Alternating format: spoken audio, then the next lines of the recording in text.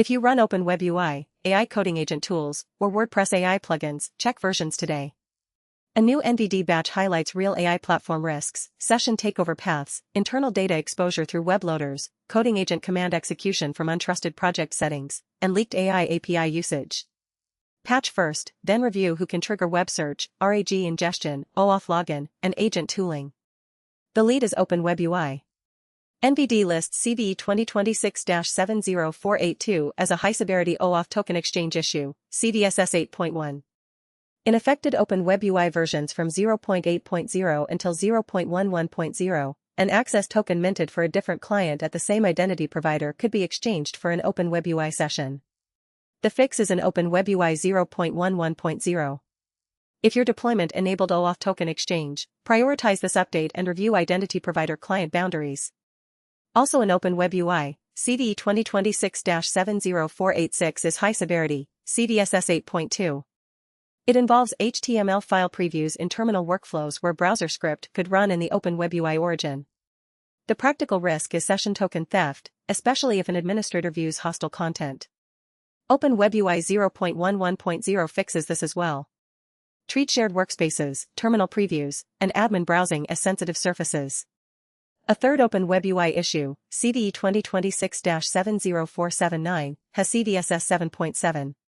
With the Playwright web loader enabled, validation happened for the top-level page, while sub-resource requests could still reach blocked internal addresses and reflect data into web search or RAG output. This is exactly why AI apps need server-side egress rules, metadata service blocking, and logs around URL ingestion. Again, the patched release is 0.11.0. Next, Ouroboros, a local-first runtime for AI coding agents, has two high-severity entries. CVE 2026-47211 and CVE 2026-66065 are both CVSS 8.4 in NVD. The risk centers on untrusted project configuration influencing execution routes after a user clones a malicious repository and runs the tool in that directory.